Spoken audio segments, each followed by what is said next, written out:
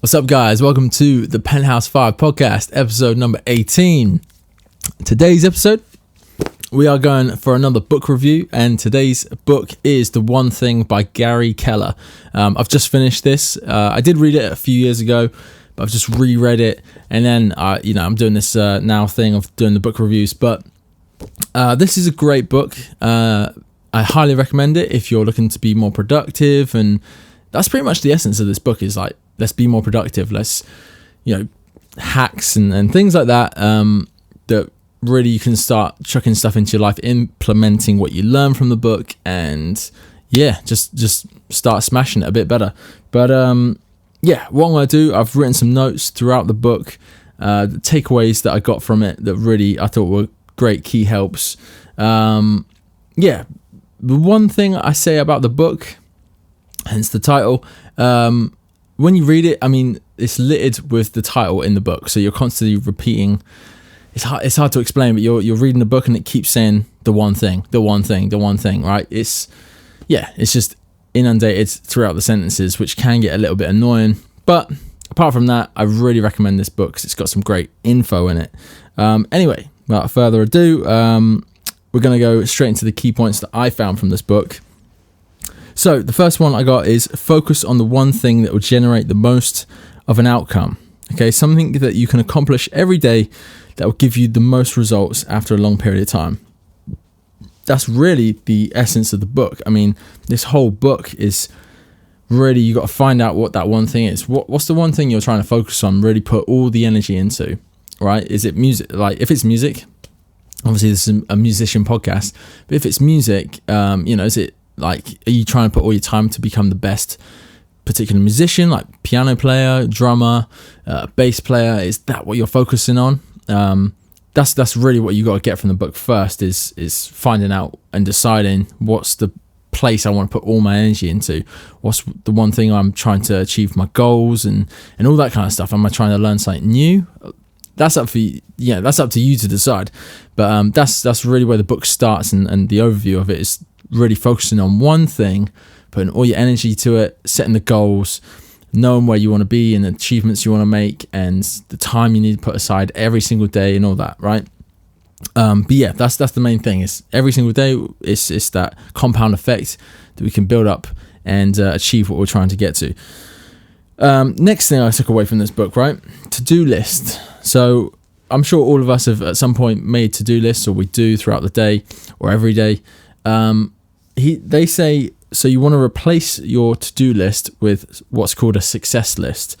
So what they say about a to-do list is that it can get filled up with too many, mundane and just things that are not productive, not going to add to this compound effect of you achieving your goal.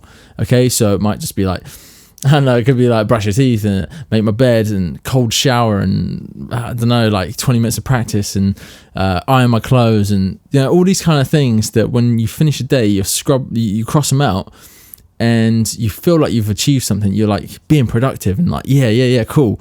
But then by the end of the day, some of it was just like, it wasn't being productive. It was just like, a mundane thing that didn't get you a step closer towards your goal. So what this says is you need to scrap that and be creating a success list, which is a list of maybe just a few things, 3, 4, 5 things, which are all in line with the goal you're trying to achieve, right? Just a daily little step that's going to help you get to a massive achievement within 6, 12, 18 months, 2 years, 3, 4, 5 years. That's what it's really about, is trying to figure out, you can get rid of any stuff that is making you think you're being productive, but you're actually not, and swapping it with something that is daily steps, weekly steps, monthly goals, that's going to lead you onto that path, that is actually productive. The next thing I got from this book, something called the 80-20 rule. It's called the Pareto's principle. My bad. So the rule says the majority of results comes from a small amount of effort. This is actually something I came across in the book obviously when I read it a few years ago. I've since heard about it. There's actually the book is called the 80-20 principle. And one example that I remember from something I saw on a TV program actually was when they were talking about music and bands and stuff, where they were saying, you know, the biggest singles that some bands put out generate they're much like basically most of their income. For example, the one I remember was they used the example of the Police, and it was the song Every Breath You Take, and I believe that one was like, I mean, the income they got from it all the time, and still like now, it was just like about having that one song that generated so much income. It's like Mariah Carey and her Christmas song, right? Like that generates most of her income. You can have other songs and stuff and they make a bit of money here and there, but it's really like, yeah, that TV show anyway, I remember it from years ago, and it was this principle. It is this principle, that small one thing, that like little bit of effort, or that one thing you do creates an overbalance of a massive amount of, you know, I don't know, productivity, money, whatever it is, you know. So that's a great part of the book. And yeah, like I said, there is a book called the 80-20 Principle. I haven't read it, so I can't recommend that yet, but I will get around to that one. That's on the list. The next one I took away from this book is don't multitask. Okay, this is a great part in the book actually. So the word multitask comes from the early computer systems. The computers would switch between multiple tasks at one time, hence the word. Now it's become popular belief that this is a good thing for, like, you know, us to do. It says that studies have shown that men especially are not good at this, and that single focus is much more productive. So it talks about some studies and stuff, goes into more detail on that. But yeah, really what it talks about is that if we're sat down, let's say at a computer, and you know we're trying to do some emails, and then you know we're focused on doing something particular, and then the phone's right there and it distracts us, and we get text or some social media, and we're jumping between like what we're meant to be doing and some Facebook and creating an advert or designing something, I don't know, whatever it is. You jump in too many things at one time, and the brain has to switch and change what it's really doing. It has to be into a different mindset on each task you're doing, right? And you're just hopping back and forth. And what it says in the book is that you're much better at being productive and getting more like things done in your time when you really have to go into one thing. Let's say like your practice session, right, on your instrument. You really are going to be much better off putting that half an hour, 1 hour, 2 hours into that solid practice, and then stopping and then going to the next thing you're trying to do. All right. That's the way it's saying in the book. And I'll probably come to this again like in a minute, but there's a great other takeaway from the book where it says about blocking time. So it's time blocking. And it says about an example of Stephen King, right? One of the greatest writers, you know, of our time. He puts away 4 hours every single day, right? He blocks those hours out every single day, and just to write, just to be creative. He might not use that or whatever, but it's practice. He's obviously got phenomenal talent anyway, but he still has, you know, the effort and the discipline to put in 4 hours every single day to like be a better writer. So yeah, it's about time blocking and those sort of things. And you know, our biggest distraction nowadays is the mobile phone. You know, you can be sat there, again, could be at a laptop or a computer, and you're doing some work and the phone goes off. You get a Facebook alert or Instagram alert and a message from a friend or a phone call. It's all distracting, and you're multitasking, right? You jump from this thing to the phone call, and then that phone call is talking about something completely different. So your visual cortex in your brain is like now picturing something else that this person's talking about, and you're thinking about something else, and your brain has to adjust. And then that phone call ends, and you have to take the time to readjust. Okay, what was I doing? Where was I? Okay, click on this website.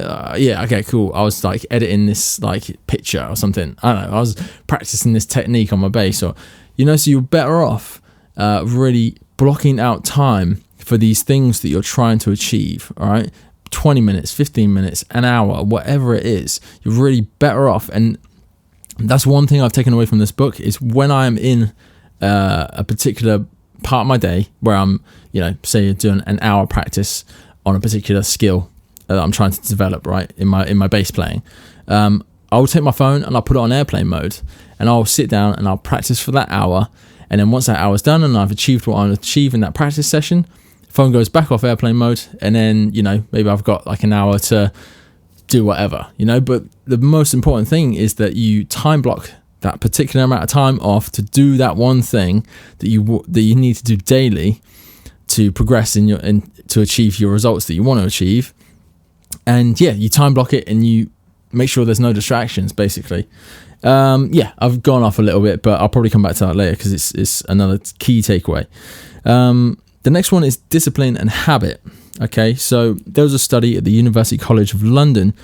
The study showed that it takes 66 days. This is on page 59. It took 66 days on average to acquire a habit. All right, so the key is to decide what you want to make a habit. So this is a really great takeaway I had from the book.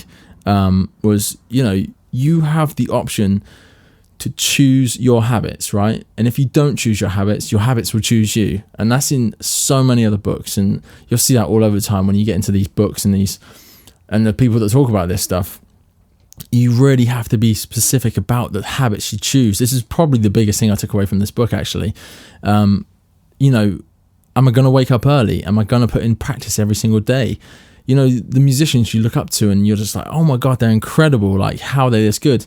Well, they've made a habit of putting in 5, 6, 7 hours practice a day. Like, that's really the key thing here. And the biggest takeaway is this. It's like, the key is to decide what you want to make a habit. That's the first thing you do, right? What do I want to make a habit every single day, right? Once you've decided that, so let's say it's practice. From there, you require 66 days, according to this study, of discipline, okay, on that habit. So that discipline is cognitive thought. You have to be like, it has to be at the front of your mind, right? That means it's taking up most of your mind, like your consciousness right now is I have to go do this. I have to sit down. I'm blocking off the time, blah, blah, blah. Like this is what I'm continuing, right? You have to do that for 66 days in a row, okay? And then it starts to become a habit. This is the neural pathway in your brain from, point A to point B, and you have to like make that neural pathway stronger. The next day, do it again, stronger and stronger and stronger. And after 66 days, it's saying that this is now a habit. That means it's then less of an effort to be disciplined. And so that's where the discipline falls away, and the habit is now the next thing, right? So it's choosing what you want to make a habit. It's using the discipline for X amount of time until your brain has created that neural pathway and you are now in a habit. Okay.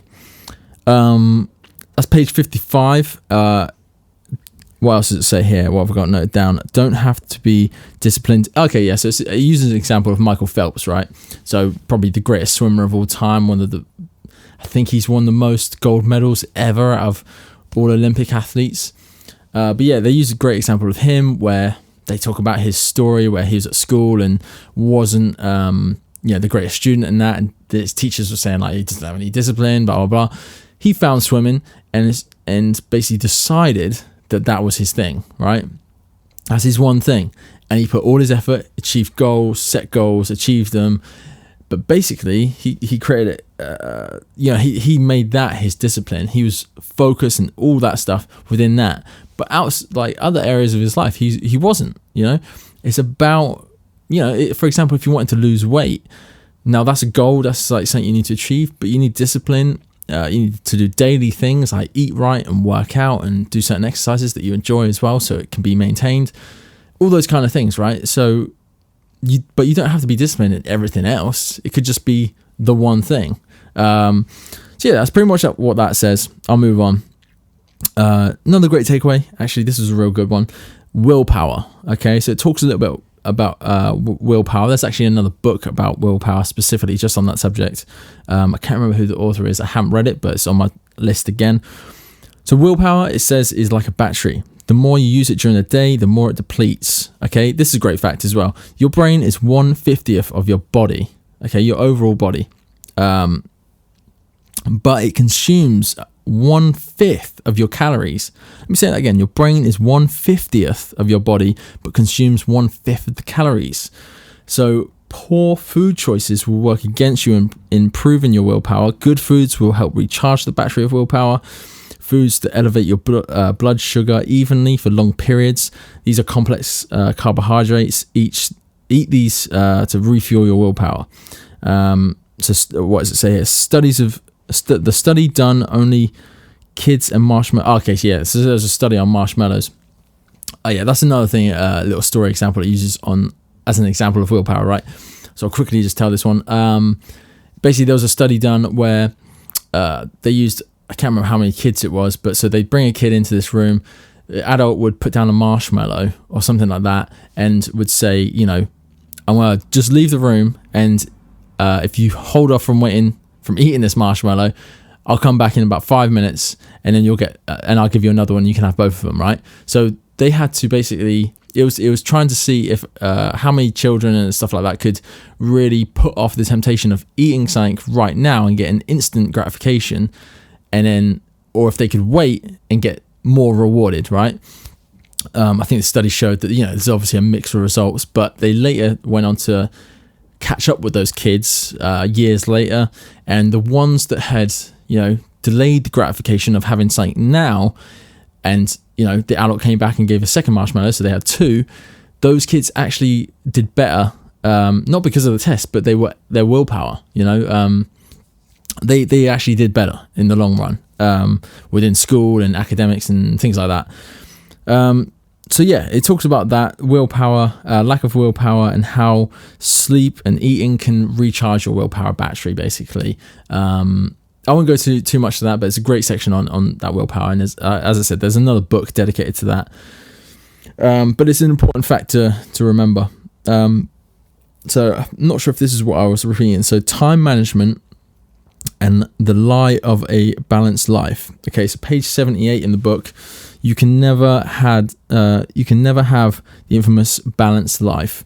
The only way to spend your time is in extreme places at one time. So focus effort on your goals, and then time when your effort and focus is in family, and so on. Okay, so it's basically saying, like, the balanced life is a lie that we've been told about.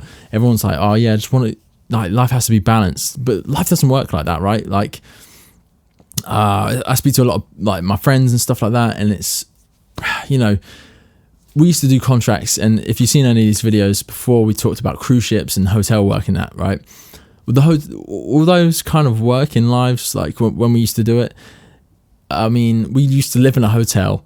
Monday to Saturday was our gigging days, and Sunday was a day off. So work was always at the same time, and we lived in the same place. We couldn't obviously go anywhere that far away because we had work every single day except for that one day. What I'm trying to say is we had a routine, a very structured routine. Therefore, we could build stuff around that. Real life, I don't think really happens like that. You know, it's more, every day is different.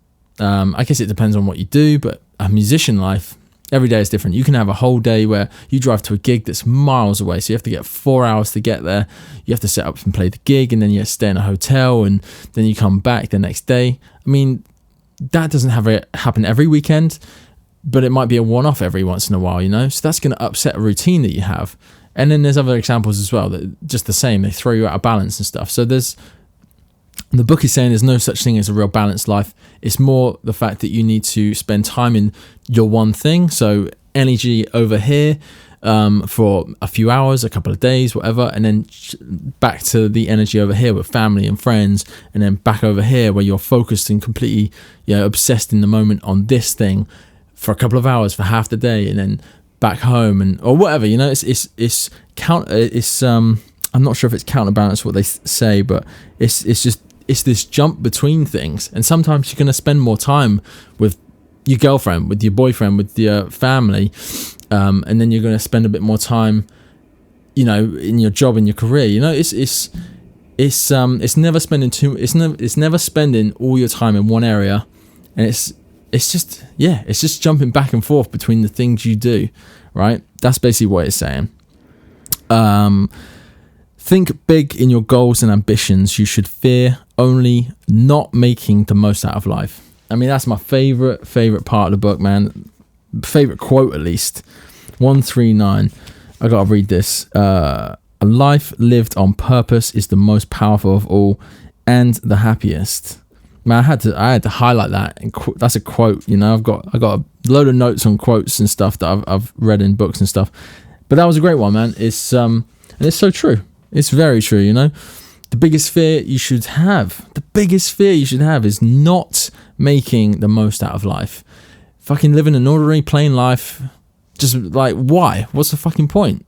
You're alive. Like, the opportunities out there for us are fucking endless and limitless, and it shouldn't be. Yeah, that's the biggest fear. You should go for yours. We're always held back by fear, and the fear is the unknown. And we need to start, facing fear, running up to fear, and just because all the time you've ever feared something and you push through it and you come out on the other side, that's the best reward. It's the best reward, and we just got to keep going after that. Anyway, that's a little takeaway as well. I'm going to run through these next ones real quick because we're probably running out of time on this episode. So the next one I got is the question: what is the one thing I can do today that will get me the closest to achieving my goals? When you are creating a goal and developing the question to try and find the goal you want. So you've got to do two things. One, it must be a big goal, right? Something worth achieving. And number two, it must have a time frame or be specific in a way. So it's basically saying about how to create goals. Okay. Next one is study what others have done and find out what who has achieved what and what they have achieved. All right. What you want to achieve. Sorry. So study what skills other people have done and how you can apply their knowledge. So really, what do you want to do? I want to be the best bass player of all time. Maybe that's your goal. That's not mine, but maybe I just want to really, really put the work in on that. Okay, find another bass player. Find a few bass players. Right? What have they done? How did you do this? How did you get there? Blah blah blah blah. And then find out how they did it. Get some emails, Skype people. Get some lessons. Get a tutor that's doing what you want to do. And that's it. And apply the knowledge you get from them. That's as simple as it is. It's learning from the people that are doing what you want to do. That's it. Summary. It talks about goal setting as well. Once you have your biggest goals, you got find out 5 years from now, it must be broken down into 1 year, and then monthly and weekly goals, and something you can break down into every single daily goals. Takes us right back to the start, right?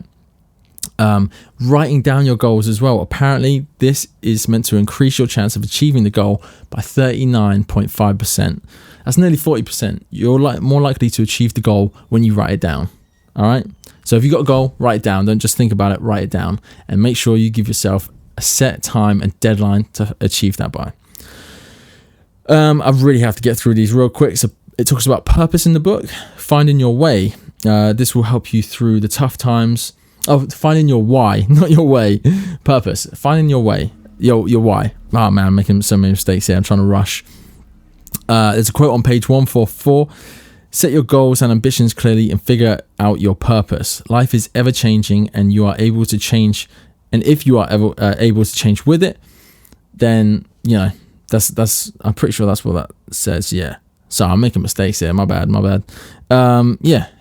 Basically, the reason you need to find the why. Why am I doing this? Why do I want to be a better bass player? Why do I want to lose this weight? Because basically, hard times are gonna fucking happen to you, right? Not every day you're gonna be motivated. Not every day you're gonna be inspired to do it. You might be watching a film, but yeah, I want to fucking work out, man. I want to gain some muscle, or I'm going to fitness because it's kind of something I do on the side as well. But what I'm saying is, there's going to become the day where you don't want to do it, where you're tired, where you're unmotivated, and if you've got a reason why, that's the most important thing to have, because it's going to get you through those times. That's basically what it's saying. And the bigger the reason why, I was bullied, I was, I want to look good. I mean, those two are different things, right, that might motivate you to do it. But if you think back to if you were bullied or something, and that's the reason why you want to be stronger, to be able to protect yourself or something like that, that's going to be more of a motivator, I guess, when those hard times come. It's if you don't do it, then it's or, maybe you just want, I don't know, I'm rambling on here, but you get the picture, right? Finding out the why is key, because it will help you motivate you through those tough times when you feel shit, you don't want to do it. Okay. Time blocking. So this is the point I was coming back to. It's important to time block, right? And another thing as well is what's really important when you practice or you're doing anything, right? You're doing this one thing that you've chosen to do. It's really important to do it by, rather than I'm doing 20 minutes of practice, I'm doing 20 minutes of running, I'm doing 20 minutes of a workout, whatever. It's more important to do an achievement, all right, rather than a time period. Because I could spend 20 minutes doing some bass playing practice and not really get out of it what I want. It might take me half an hour, or it might take me 15 minutes. I need to sit down and really have a goal. I want to read 10 pages. That's what I'm going to do. Doesn't matter how long it takes me. I'm achieving 10 pages of reading a book, for example. Do you know what I mean? I'm going to go on a 30-minute run. No, I need to change that. I need to do a 2-mile run. Okay? It's more about flipping it like that. That's more important than the time. It's more what you achieve out of it. That's another thing I got from it. It goes into accountability as well. Find an accountability partner. That's another thing I took from a book that I reviewed last time. So if you go back to that episode, the Morning Miracle, I think it was called, it says the same thing. Find someone to be accountable to. Friend, family member, whatever. What else? Skim through these. Saying yes. Okay, so this is a great one. I'll leave it with this. Saying yes is really the skill of saying no. Okay, so that's something I've actually taken away from this book as well. You don't have to say yes to everything, all right? And like I wrote there from the book, the skill of saying yes is really the skill of saying no, right? So when you say yes to something, that means other things are not going to happen, right? So you really got to be careful what you think about saying yes to. And I don't mean like you watch this or you read the book and you're like, okay, I'm going to say no to loads of things. Like, you have to say yes to stuff, right? Because there's opportunity in doing things that you might have never done before or things like that. But what it talks about is if you say no to something, then, or if you say yes to something, then you are saying no to something else, okay?